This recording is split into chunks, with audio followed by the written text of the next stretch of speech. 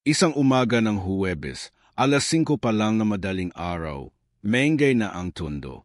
Ang amoy ng pandesal na bagong luto mula sa kanto, ang ingay ng mga tricyclista na nag-aagawan ng pasahero, at ang malakas na tunog ng transistor radio na nakasabit sa maliit na barbero sa may Abad Santos Avenue. Lahat ng yon ang bumubuo sa umaga ni Mang Tony. Si Mang Antonio Reyes, 62 anyos, ayat pero matikas pa rin ang tayo kahit may kaunting kuba na sa likod. Kulay abo na ang buhok, pero maayos pa rin nakasuklay. May suot siyang puting polo na medyo kupas na, at itim na tsinelas na may butas sa kaliwang paa. Sa harap na maliit niyang barbershop, nakasabit pa rin ang lumang karatulang gawa sa plywood. Tony's Barbershop, 35 gupit, since 1985.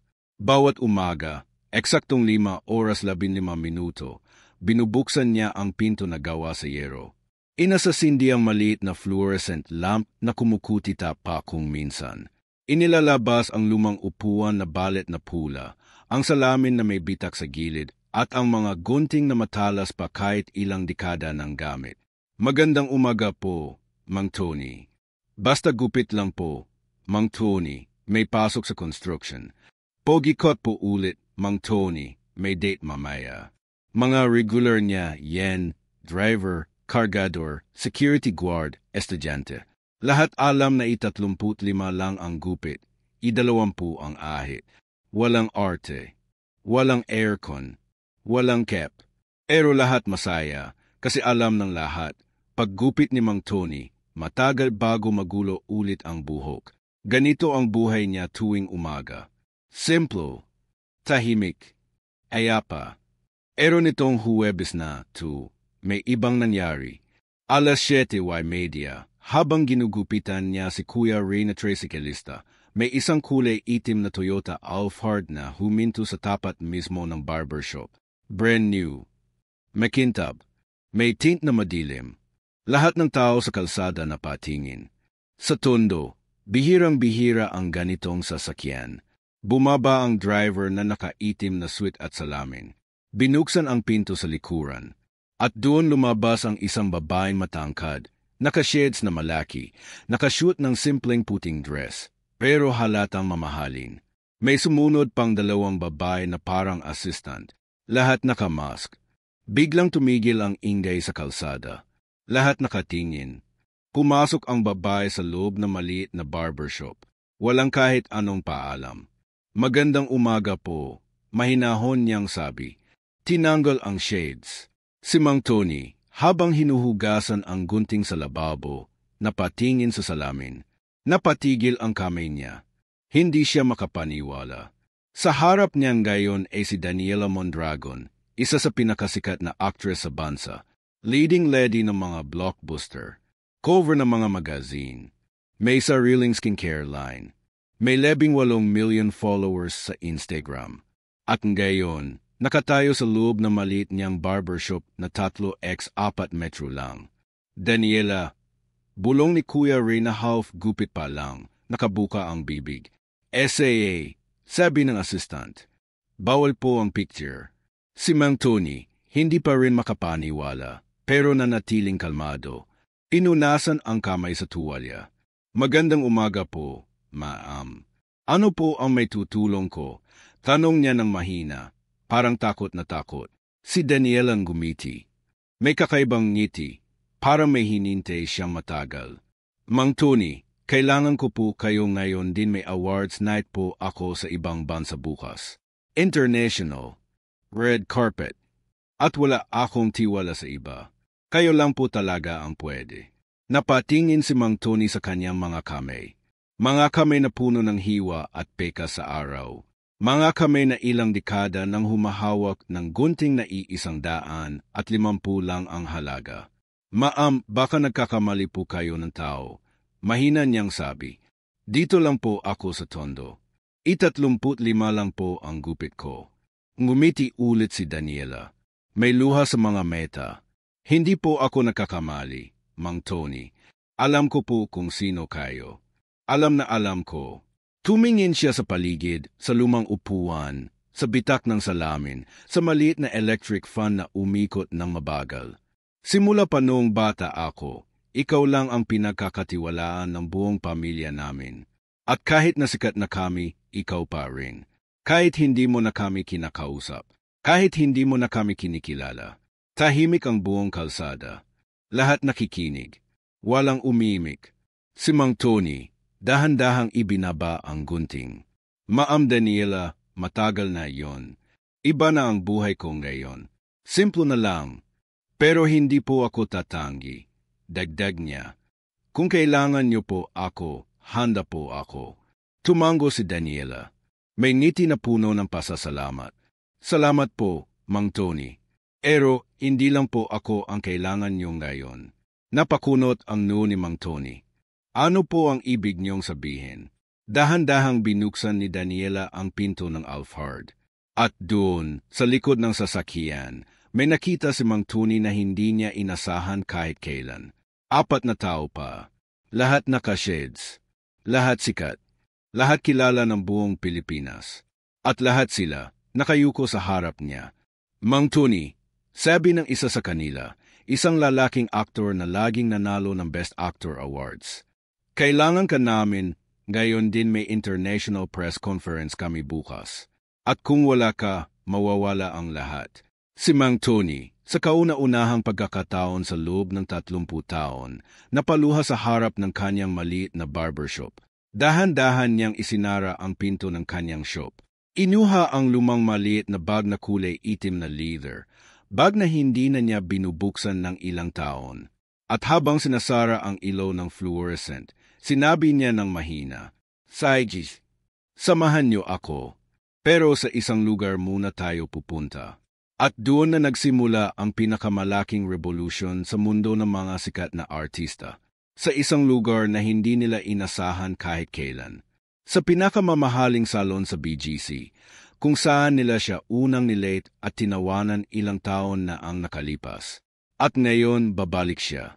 Hindi na bilang Mang Tony na taga-gupit sa tondo, kundi bilang ang taong may hawak ng lihim na magpapahiya sa lahat ng nanghusga sa kanya. Handa ka na bang makita kung paano siya babawi? Himanda ka. Dahil ang susunod na 24 oras magbabago magpakailanman. Kabanata 2, Yenji pag-alis 80, Yenji malupit NA pag-alipusta. Ang Alphard ay mabilis na umalis sa Abad Santos, nag-iwan ng alikabok at ng mga nakangangang kapitbahay. Sa loob ng sasakyan, tahimik, walang nagsasalita. Si Mang Tony ay nakaupo sa gitnang upuan. Hawak-hawak ang lumang itim na leather bag na parang bowl ng alaala. Sa harap niya si Daniela Mondragon at ang 4 na iba pang sikat na artista na ngayon lang ulit niya nakita ng harapan pagkatapos na mahigit 20 taon. Sa labas, umuulan na mahina. Tag-ulan sa Maynila. Habang papalapit sila sa Bonifacio Global City, unti-unting nagbabago ang tanawin. Mula sa makipot na eskinita ng Tondo, ngayon ay mga matataas na gusali, glass facade, mamahaling sasakyan. Parang ibang mundo. Mang Tony, mahinang sabi ni Daniela, sa Luke's Hair Lounge po tayo pupunta. Doon po ang pre-briefing ng buong team para sa awards sa Singapore bukas. Lahat po ng international stylist nandun na. Pinakamalaking salon sa BGC. Itong palapag. May helipad pa sa rooftop. Ngumiti lang si Mang Tony. Hindi umimik.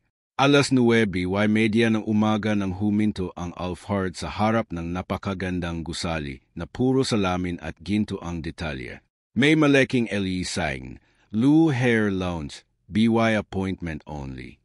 Sa harap pa lang, may 2 lalaking nakaitim na suit at earpiece na parang bodyguards ng presidente. Bumaba silang lahat. Si Mang Tony, sa kanyang kupas na puting polo at sinelas na may butas, mukhang hindi bagay sa lugar. Hawak pa rin niya ang lumang bag. Pagpasok pa lang nila sa lobby, lahat ng staff na patingin.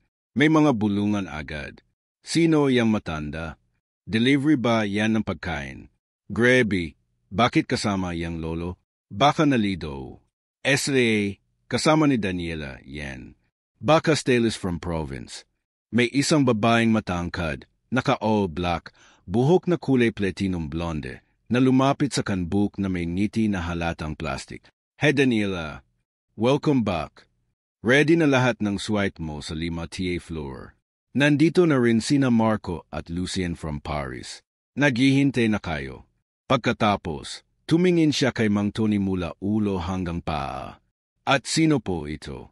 Si Daniela, ngumiti. Siya po si Mang Tony. Siya po ang gugupit sa akin ngayon. Biglang nag-iba ang mukha ng babae. Tinawanan niya ng malakas, parang nakakita ng joke. Seryoso? Daniela, hindi ito biro. International press po, to bukas. Baka may ibang option. Tumingin ulit siya kay Mang Tony. Sir, saan po kayo galing? Saan po kayo nag-train? Wala po kayo sa list namin ng accredited stylists. Si Mang Tony, mahinang-mahina lang ang sagot. Sa tondo lang po. Nagtawanan ang buong lobby. May mga staff na kumuha na ng cellphone at lihim na nagbi-video. Grab, Tondocat, Daniela, baka maging trending ka sa Mali. 35 gupit lang, yan for sure. Baka masira ang buhok mo worth millions. Parang pambarangay fiesta lang yan gupit na yan. May isang lalaking foreigner, matangkad, naka-leather jacket, na lumapit. Si Lucien, isa sa pinakasikat na hairstylist sa buong Asia. May accent na Francis. Daniela, darling, who is this grandfather? We have no time for jokes. ILY from Paris for this. I cannot let this street barber touch your hair. Tinawanan ulit ng lahat. May nag-snap pa ng picture. Si Daniela, nanatiling kalmado. Lucien, Marco, lahat po kayo, si Mang Tony lang ang pwede sa aking ngayon. Please respect my decision.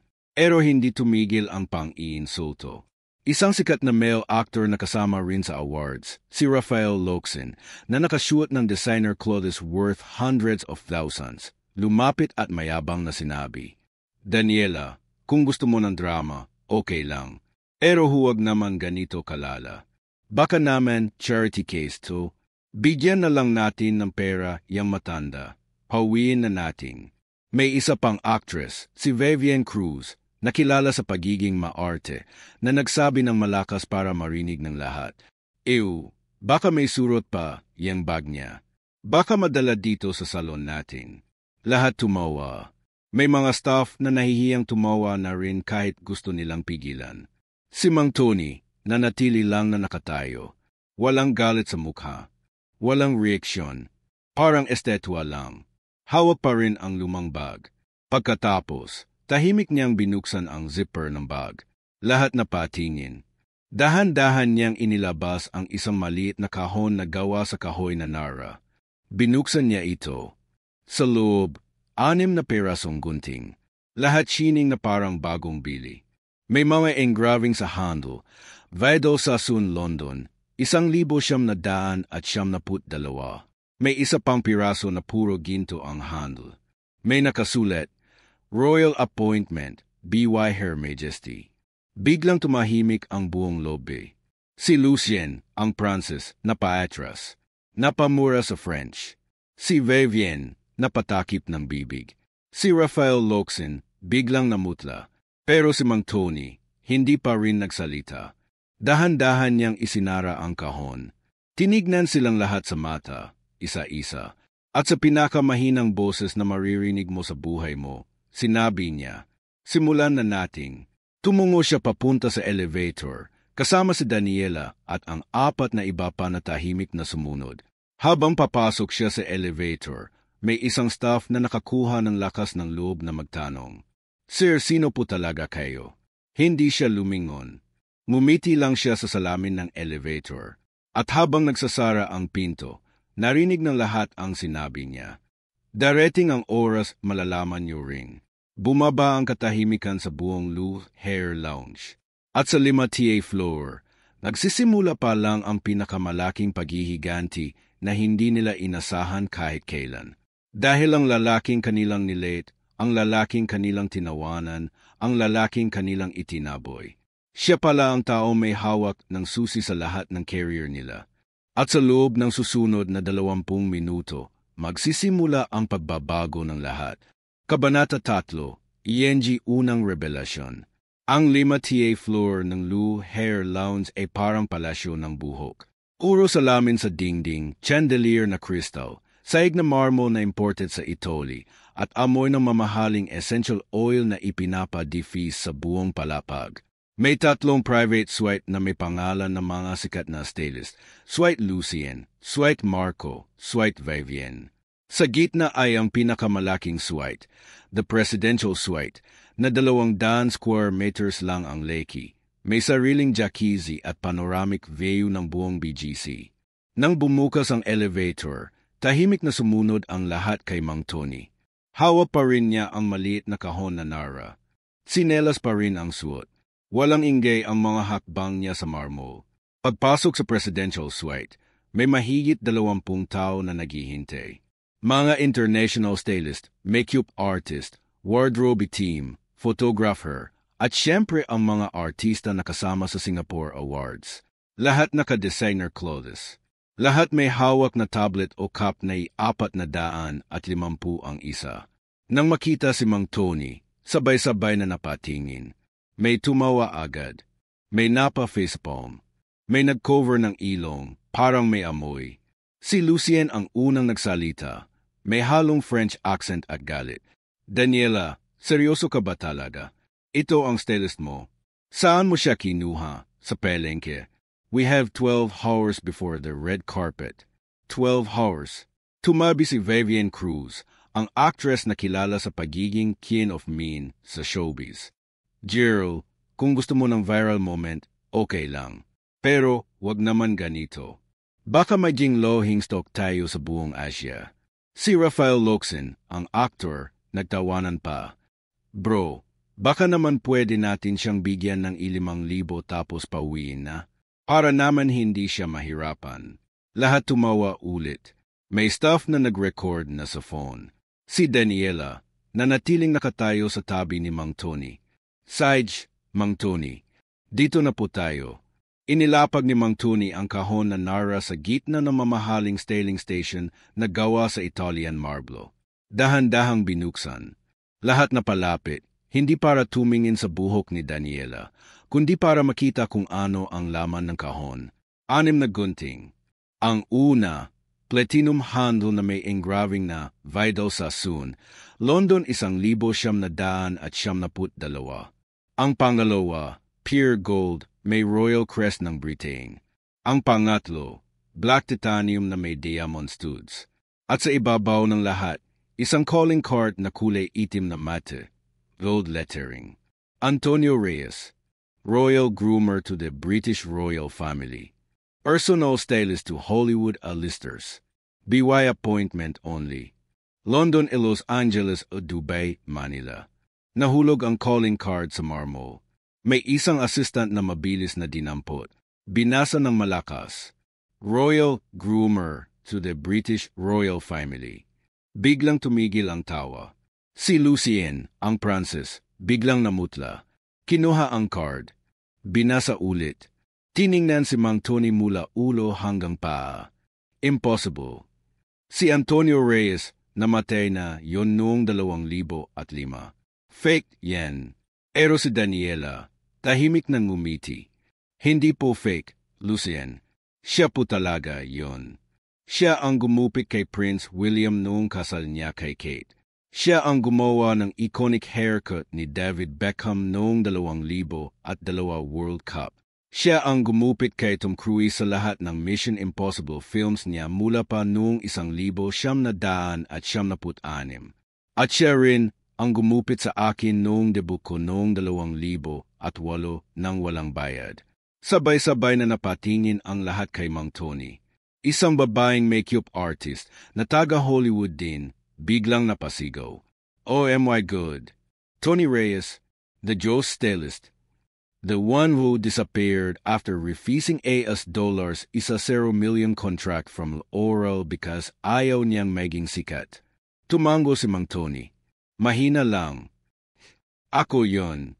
Biglang may isang lalaking photographer na British ang lumapit, halos lumuhod. Sir Tony, I was your assistant in London noong 1978.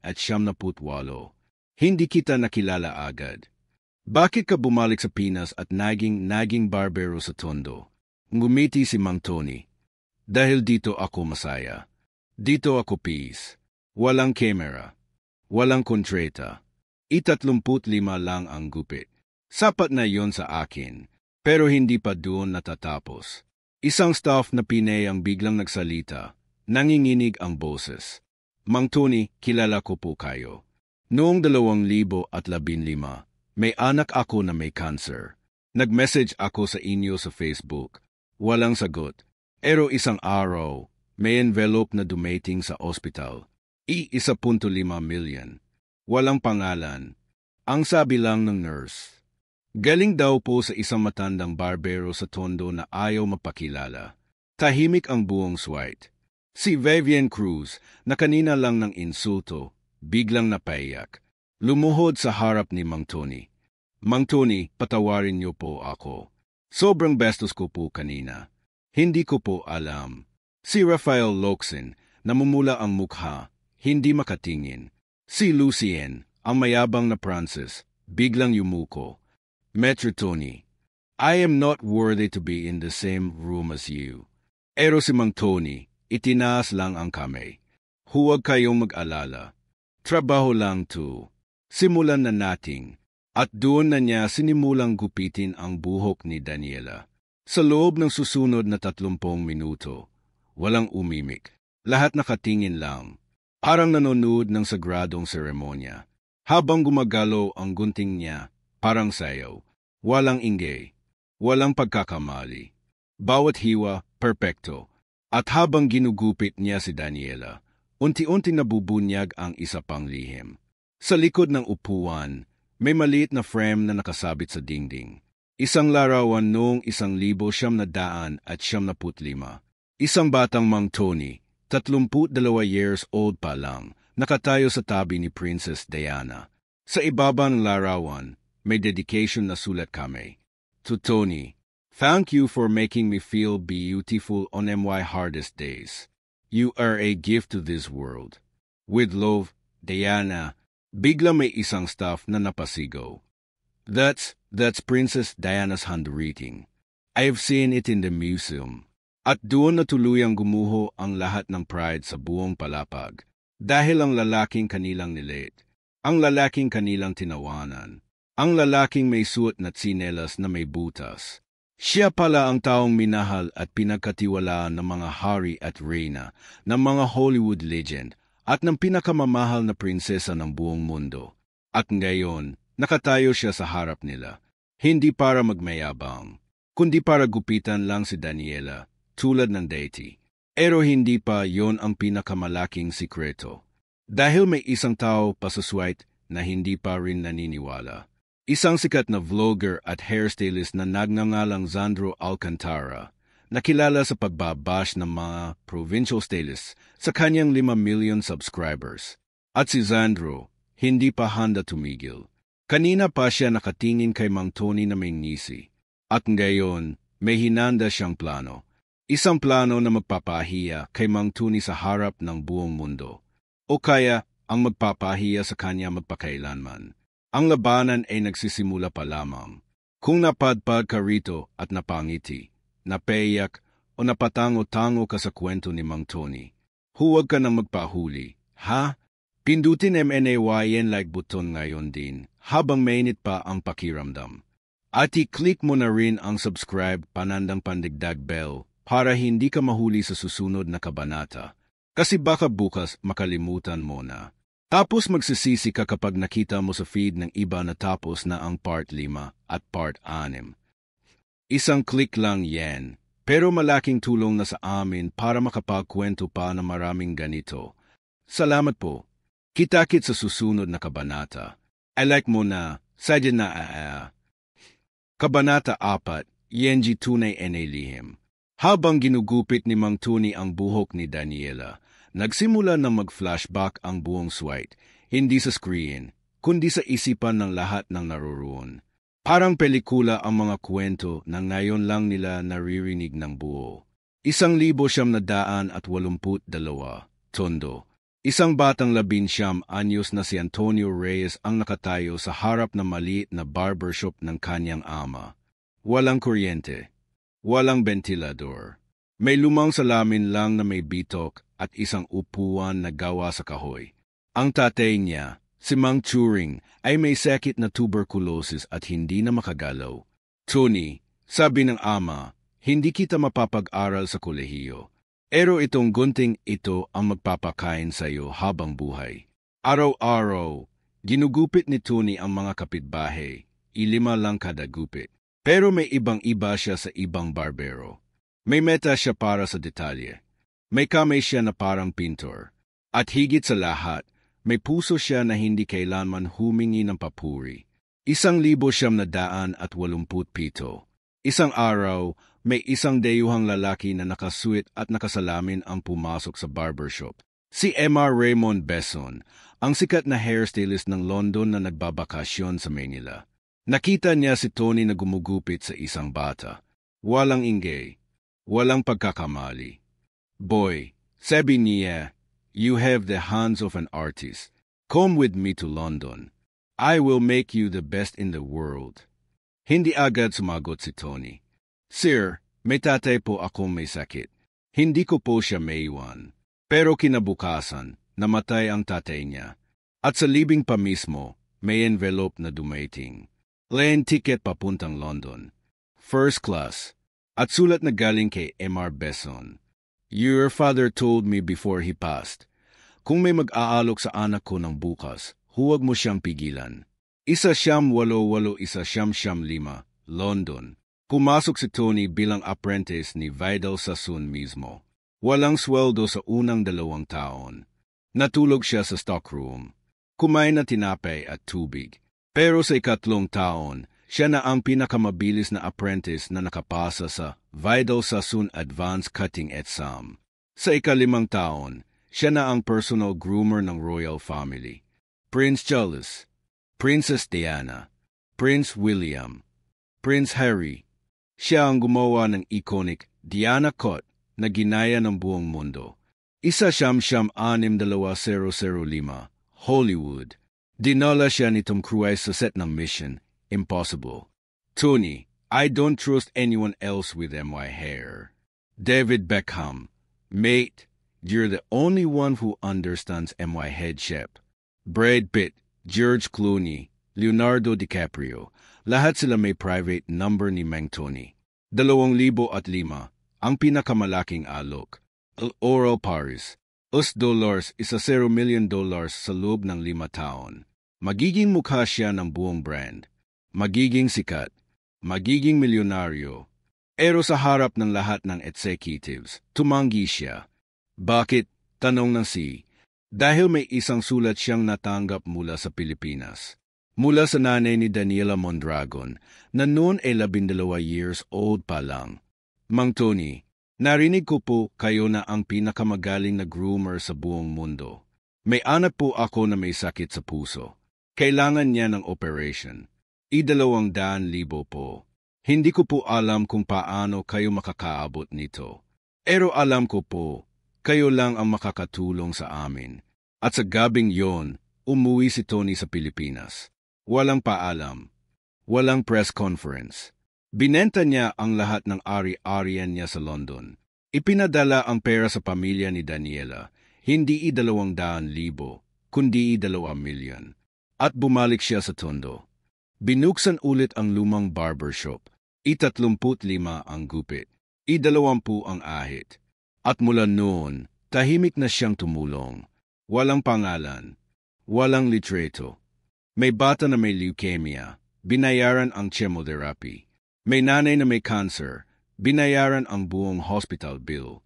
May paaralan sa Payatas. Binayaran ang bagong building. May mga ebloy na NASCOM. Binigyan ng kapital para magsimula ulit. At lahat ng yon, walang kakaalam. Hanggang gayon, bumalik ang kwento sa presidential suite. Si Daniela, habang ginugupit pa rin ang buhok niya, nagsalita ng mahina. Mang Tony, bakit po hindi niyo sinabi kahit kanino? Bakit po hinayaan niyong maging 35 barbero lang kayo ulit? Ngumiti si Mang Tony sa salamin. Kasi anak, ang tunay na galing, hindi kailangang ipagmayabang. Ang tunay na yaman, hindi kailangang makita ng iba. At ang tunay na kaligayahan, nasa simpleng gupit lang na nagpapangiti sa isang kargador pagkatapos ng 16 na oras na trabaho. Tahimik ang buong Swite. Si Lucien, ang Francis, lumuhod sa harap ni Mang Tony. Maître, I am not worthy to breathe the same air as you. Si Vivian Cruz, umiyak na. Mang Tony, patawarin niyo po ako. Gagawin ko po lahat. Kahit maglinis ako sa barbershop niyo sa Tondo, gagawin ko po. Si Rafael Locsin, hindi na makaimik. Pero may isa na hindi pa rin kumbinsido. Si Zandro Alcantara, ang sikat na vlogger na may 5.2 million subscribers. Kilala sa Zandro Cuts, ang channel na laging nang babash ng mga provincial stylists. Nakastanbay siya sa gilid, may hawak na phone, live pa rin sa Instagram. At sa harap ng 280,000 live viewers, mumisi siya. Nice story ha? Very touching. Pero paano natin mapapatunayan na totoo to? Gusto niyo ng proof? Okay, let's do this. Inilabas niya ang phone. Blind haircut challenge. Right here. Right now. 2 modelo. 2 stylist. Ako versus si Mang Tony. Live sa harap ng buong mundo. Kung manalo siya, mag-shave ako ng ulo ko on live. At mag-donate ako ng 5 million sa charity niya. Pero kung manalo ako, tumingin siya kay Mang Tony na may ngisi na puno ng yabang. Umuwi ka na sa Tondo at isara mo na forever yang barbershop mo. Lahat na patingin kay Mang Tony.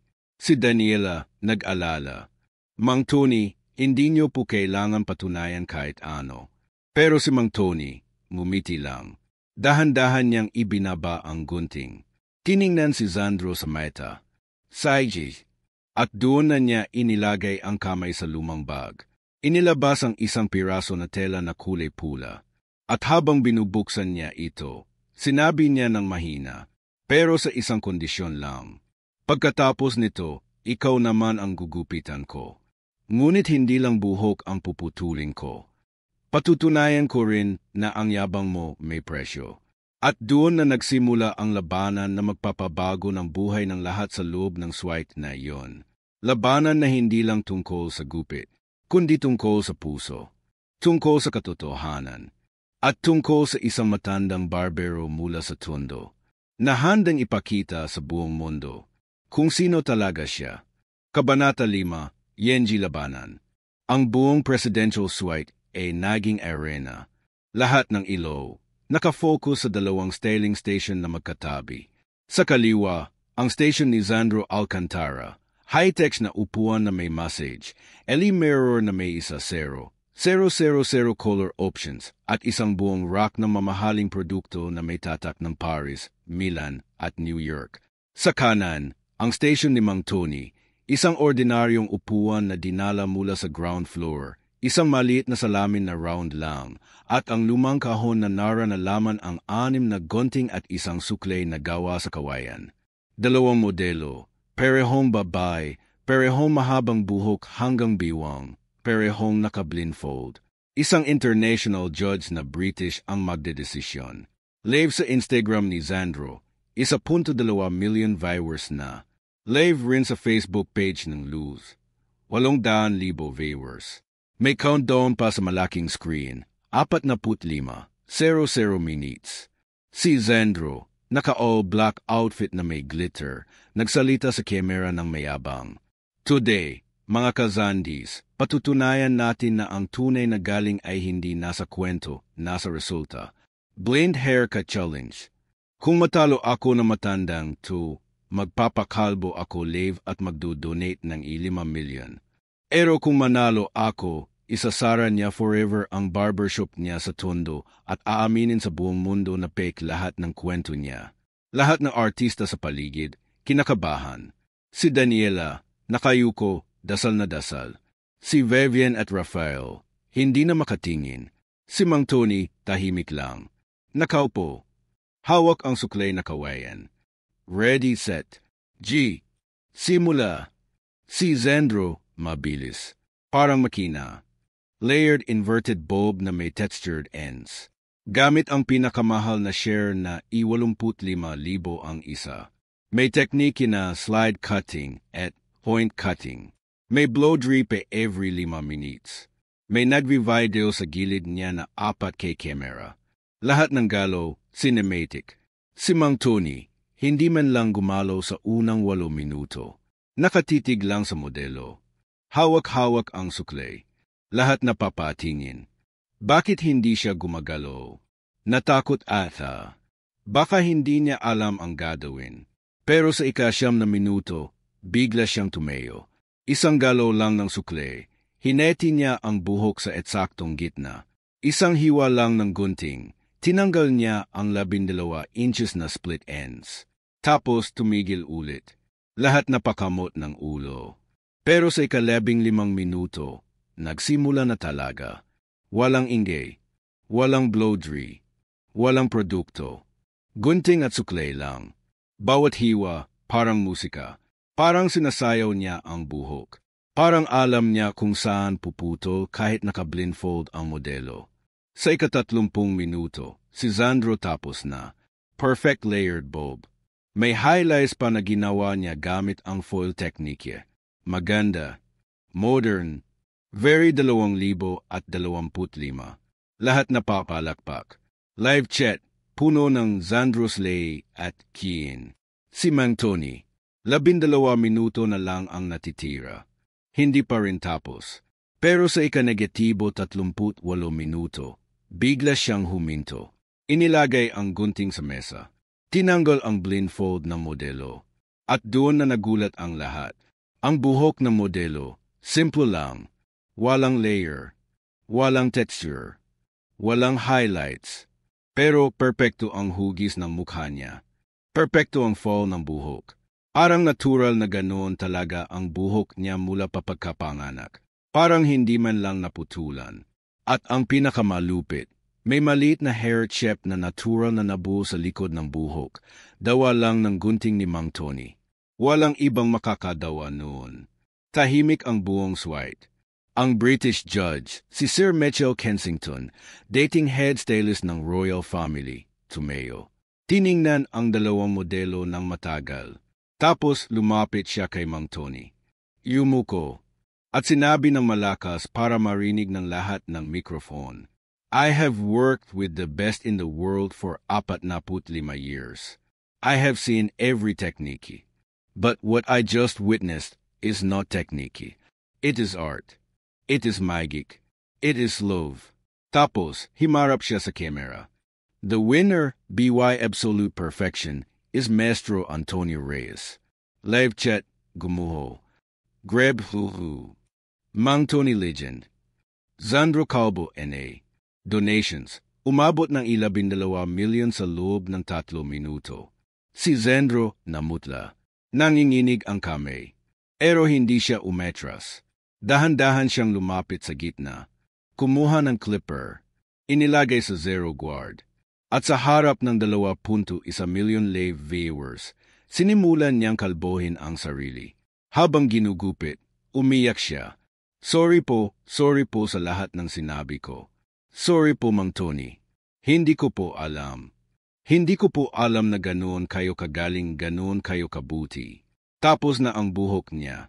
Kalbo na. Tumayo siya. Lumuhod sa harap ni Mang Tony. Mang Tony, tanggap ko po ang 5 million donation. Pero mas gusto ko po, kunin niyo po akong apprentice. Kahit 1 taon lang. Kahit sa tondo. Kahit maglilinis lang ako ng buhok sa sahig. Turuan niyo po ako kung paano maging tao tulad niyo. Tahimik si Mang Tony. Tumingin siya kay Zandro ng matagal. Tapos ngumiti. Tumayo siya. Inilahad ang kamay. Tumayo ka, anak. Walang taong perpekto. Lahat tayo may panahon ng pagkakamali. At lahat tayo may panahon ng pagbabago. Tinulungan niya si Zandro tumayo. Tapos, sa harap ng lahat, kinuha niya ang clipper. At dahan-dahang ginupit ang natitirang buhok ni Zandro ng perpekto. Kahit kalbo na, maganda pa rin ang hugis. Tapos, sinabi niya ng mahina, simula bukas, pupunta ka sa Tondo. 5:00 ng umaga. 35 ang gupit. At ang unang matutunan mo, hindi kung paano maggupit, kundi kung paano makinig sa kwento ng bawat taong naupo sa upuan ko. Tumango si Zandro, umiyak pa rin. At doon na napuno ng palakpakan ang buong suite. Pero hindi pa tapos. Dahil si Mang Tony may huling sasabihin. Isang sasabihin na magpapagulo sa lahat. Isang lihim na mas malaki pa sa lahat ng nabunyag na. At kapag narinig nyo, hindi nyo na makakalimutan kung sino talaga si Mang Tony. At kung bakit bumalik siya sa Tondo. Handa ka na ba sa pinakamalaking revolution? Kabanata 6 darating na. Kabanata 6. Ang buong presidential suite ay parang simbahan na, tahimik, puno ng paghanga, puno ng luha. Si Zandro Alcantara, kalbo na, nakatayo pa rin sa harap ni Mang Tony. Hawak ang kamay niya na parang bata na nakahanap ng tatay. Si Daniela Mondragon, si Vivienne, si Rafael, si Lucien, lahat ng staff, lahat ng artista, nakayuko. Walang umimik. Lahat alam na may iba pa. May huli pang lihim na hindi pa nabubunyag. Si Mang Tony, dahan-dahang tumayo mula sa upuan. Inilagay ang gunting pabalik sa kahon na Nara. Tumingin siya sa malaking bintana, tanaw ang buong BGC, ang mga matataas na building, ang mga mamahaling sasakyan, ang mga ilaw na parang bituin sa araw. Tapos, himarap siya sa lahat. Salamat po sa inyong lahat. Mahina pero malinaw ang boses niya. Salamat sa pagtanggap. Salamat sa araw. Salamat sa laban.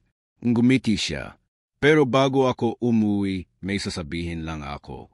Inilabas niya ang lumang wallet na gawa sa balat ng kalabaw. Kupas na, may butas pa sa gilid. Binuksan niya ito. May isang piraso ng papel na dilaw na. Halos gumuho na sa katandaan. Binasa niya ng malakas. Republic of the Philippines. Date of absolute sale. Date, December 18, 2008. Seller, Lu Holdings Corporation. Buyer, Antonio Arias. Property, Luke's Hair Lounge Building, Pito Floors, BGC Taguig City. Total amount, 1.8 billion, paid in full, cash. Sabay-sabay na napatingin ang lahat sa isa't isa. Ang buong building. Ang pinakamamahal na salon sa buong Pilipinas. Ang Luke's Hair Lounge. Akin pala. Bigla may isang manager na pumasok sa suite. Nanginginig. Sir Tony. Sir Antonio, tama po kayo. Simula pa noong 2008, ayon na po talaga ang may-ari ng buong building. Tahimik lang po ninyong binili. Walang nakakaalam. Kahit ang board, hindi po namin alam na kayo pala ang silent owner na nagpapadala ng email tuwing may meeting. Si Mang Tony, ngumiti lang. Simula bukas, libre na ang lahat ng serbisyo dito. Libre ang gupit. Libre ang kulay. Libre ang treatment. Para sa mga driver, security guard, kasambahay, estudyante, senior citizen. At kayo, tiningnan niya ang lahat ng staff at stylist. Kayo naman ang magiging guro nila. Tapos, tumingin siya sa labas, sa kalsada. Pero hindi lang yan ang plano ko. Inilabas niya ang cellphone niya. Lumang Nokia 3310 pa rin. Itim at puti ang screen. May isang text message na binasa niya. From Prince William. Message, Tony, the children miss you. When are you coming back to London? The palace is ready anytime. Blee. At isa pa. From Tom Cruise. Message, Buddy, Mission Impossible 8 needs your magic again. Name your price. T.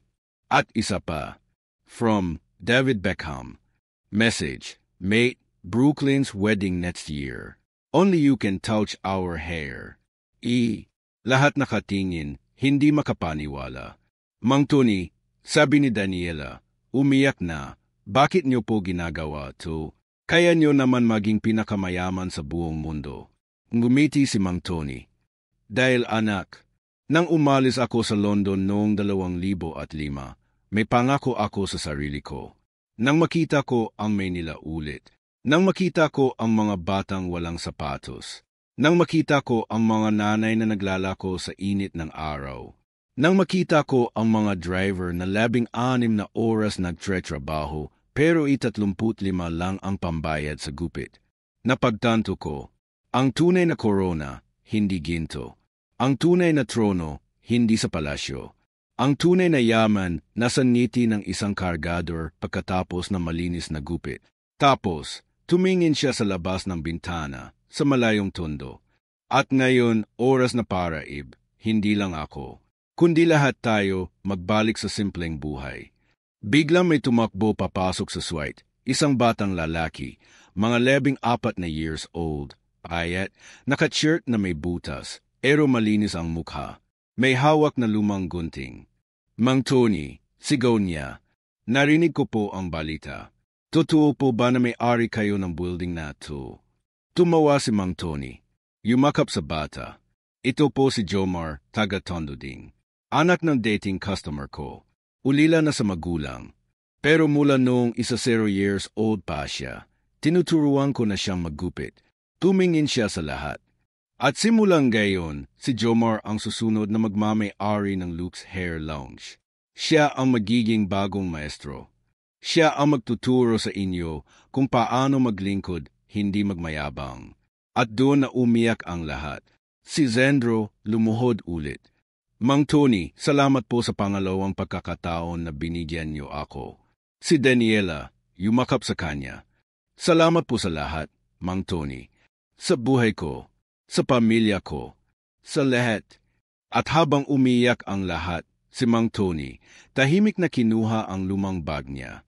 Oras na po. Bumaba siya sa elevator. Nakasakay sa lumang tricycle na naghihintay sa labas. At habang umaandar ang tricycle pabalik sa Tondo, nakatingin siya sa langit. At sa kauna-unahang pagkakataon sa loob ng 40 taon, ngumiti siya ng maluwag. Dahil alam niya, nakaikot na ang mundo. At ngayon, handa na ulit siyang maggupit. Sa 35 lang. Sa Tondo. Kahit sino. Kahit kailan. Tapos. Pero hindi pa tapos ang kwento ni Mang Tony. Dahil bukas, may bagong batang darating sa barbershop niya. At ang kwento niya, mas malaki pa sa lahat ng nabanggit natin ngayon. Mga kaibigan, kung napaiyak ka, napangiti, napatayo sa upuan mo sa buong 6 na kabanata, huwag ka nang magpahuli. Indutin MNA, yung like button ngayon din bago ka makalimot. I-subscribe at i-click ang bell para sa part 2 ng buhay ni Mang Tony at ng mga susunod pang batang magiging alagad niya. At sa comment section, sabihin mo lang, Grab SI Mang Tony. O, naiyak sa kwento. O, Zandro Calvo NA talaga haha. Isang comment mo lang, malaking inspirasyon na sa amin para magpatuloy. Salamat po sa panonood. Kita-kit sa susunod na kwento. Ingat po kayo at magpakabuti tayo palagi. Tondo's Pride, Mang Tony.